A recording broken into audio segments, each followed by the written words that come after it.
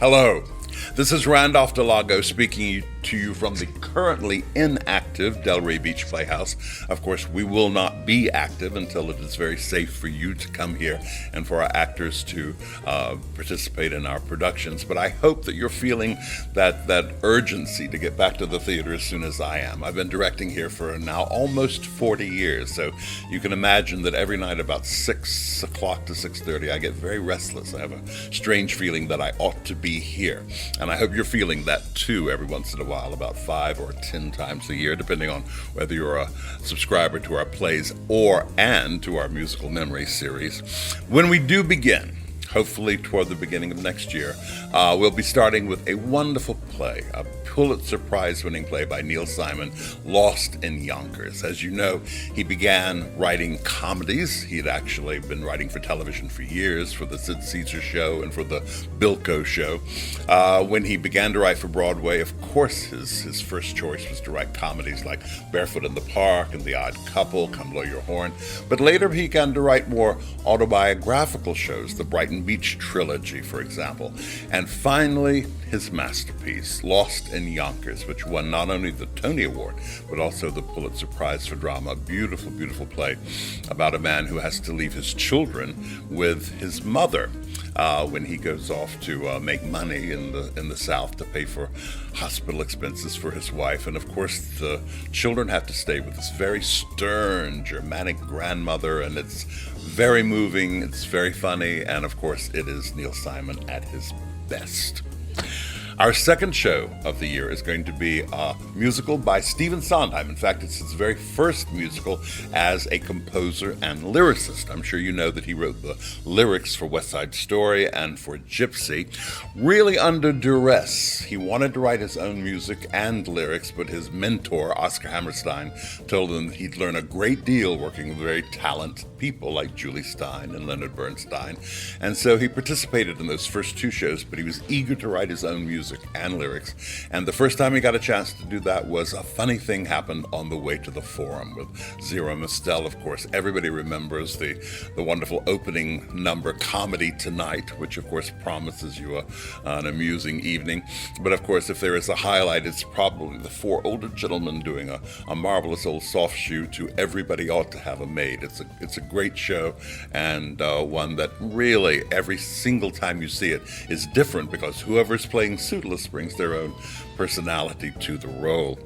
Our third show is going to be the show that we were supposed to close last season with. It's a wonderful mystery called Stage Struck. It's by Simon Gray. It starred Alan Bates when it opened in London, and it's about an acting couple. They began acting in the theater together as equals, more or less, but she became very, very, very successful and very famous. His career did not take off, and so he's kind of become her assistant over the years.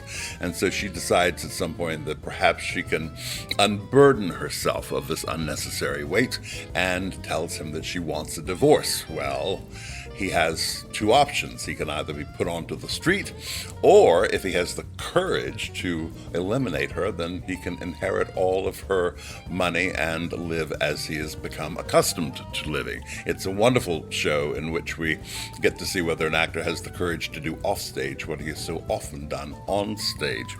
The next show is one of the best loved shows in the history of the American theater. It's one of the regional theater's favorites. It's called STEEL Magnolias. I'm sure you've seen either the film or the play on stage. But again, every time you get another group of 6 ladies on stage, it becomes an entirely different show, because each lady brings her own personality to all of the roles. And it's a wonderful, moving play written by Robert Harling, and he wrote it specifically about his own mother, who ran a very small beauty shop in a small southern town.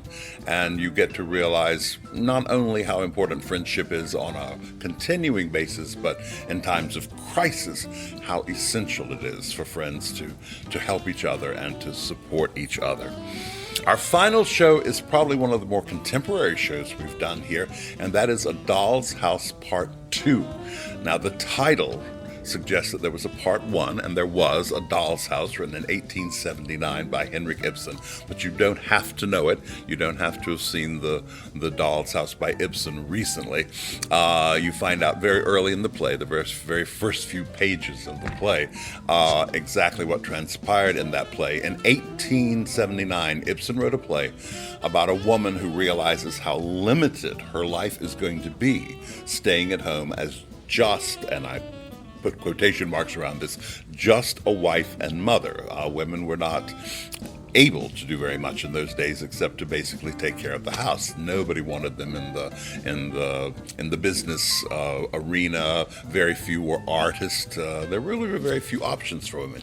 And Nora decides that she wants to live a fuller life, and so she packs her bags and she leaves her husband and 2 children and slams the door after her. Well, it was such a shocking play at that time that George Bernard Shaw actually said that the last scene gave us a door slam heard around the world. And it really was very controversial in many countries. It was banned in several countries, including England. You had to play it in private theaters. You couldn't do it in public theaters. Well, now a young man has come along, Lucas Raff, who has written a play that takes place 15 years after The Doll's House closes, when Nora comes back, basically to see how her children have developed, what's transpired, and we find out what she's been doing for all those 15 years. Audiences have wondered for 140 years what Nora did outside of the home. And the play is wonderful. It could not be more modern. It could not be funnier. And it is very, very wise indeed. It was a great success on Broadway just, I think, about 3 years ago. So it's a very contemporary play. So I hope you'll join us for the season. I hope you'll enjoy all of the shows. And I hope, of course, that we will begin our season as soon as we possibly can. And of course, you know perfectly well that we will not begin our season until it is perfectly safe for you and for our actors to be here at the Delray Beach Playhouse.